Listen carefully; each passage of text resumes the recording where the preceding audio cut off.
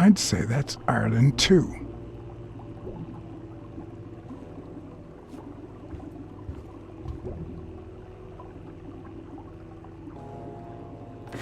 Even Dunn had a gun in his office. O'Leary couldn't possibly be the exception. Dunn had $200 in his safe. O'Leary had about $20,000 in a drawer. A Crossler? The good news is, I don't need lockpicks to open it. The bad news, I didn't bring explosives.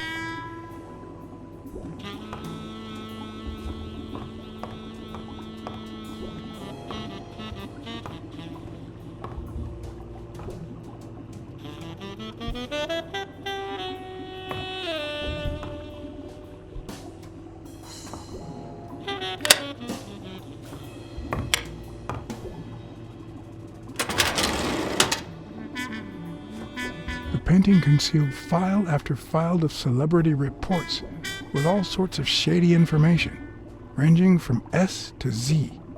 Almost all of them were athletes. Is that what O'Leary meant when he said that detectives and police officers were his friends? I wonder how many spy for him. If I were to pitch in, who would I spy on?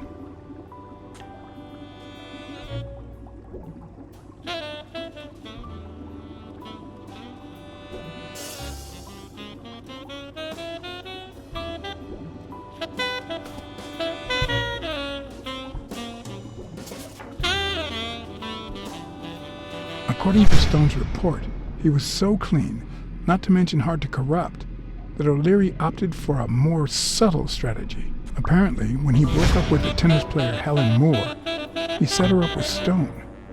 Lucky for him, they hit it off. As I put away the report, I stopped in my tracks.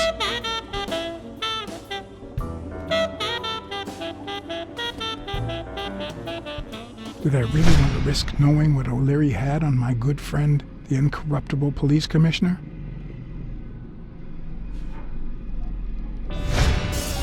I sighed in relief. O'Leary had tried to buy Smirnoff on several occasions, but failed. Luckily, O'Leary had nothing on him, or me.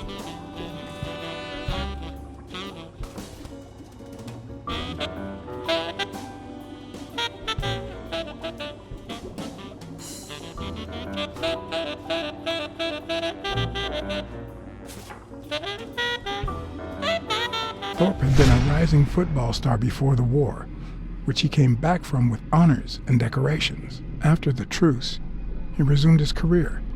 He won 3 season trophies and a couple of MVP awards. He retired after an accident that left him paralyzed from the waist down. He started his own sports advertising agency 4 years ago, but according to the files, O'Leary hadn't even tried to corrupt him.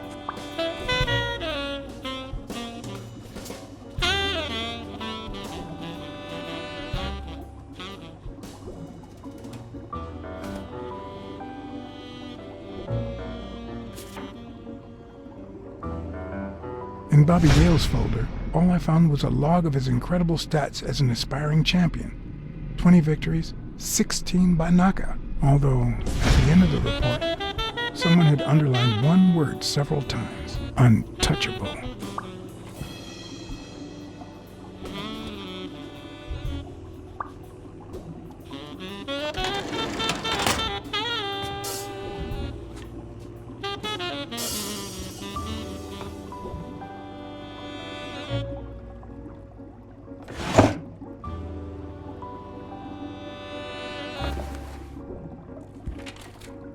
Limited edition copy 2 of 3.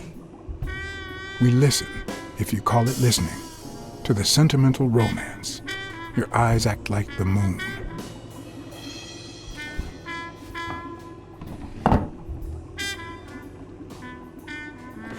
If they're not together anymore, why does O'Leary keep so many pictures of romantic moments with Helen Moore?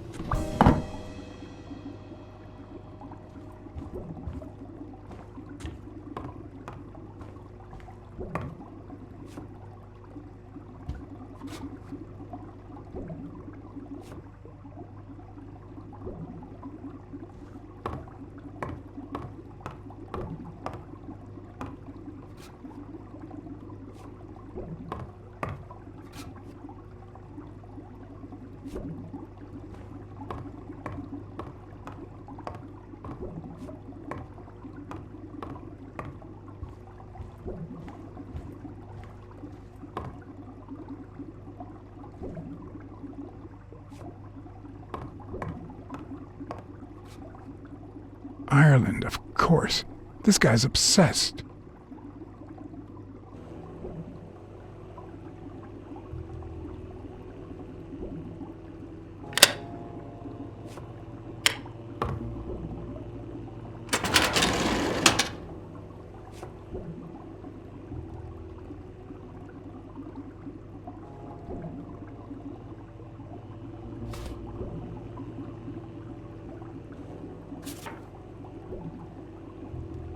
Strange as it may seem, the reports revealed that O'Leary had hired Jake as a bodyguard precisely because he was absolutely clean. Apparently, he liked to surround himself with honest people when he mingled with the high society.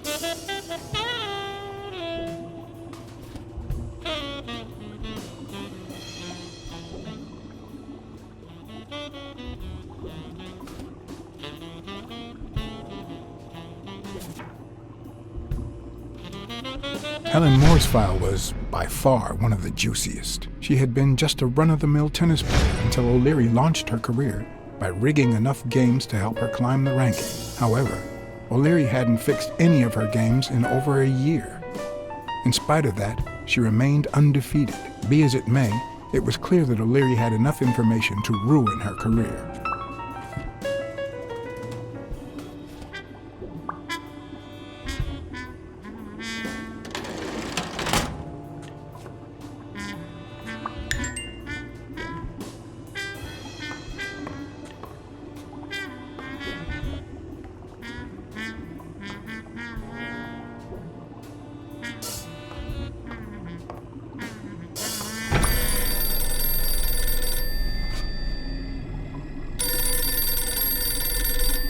Jake.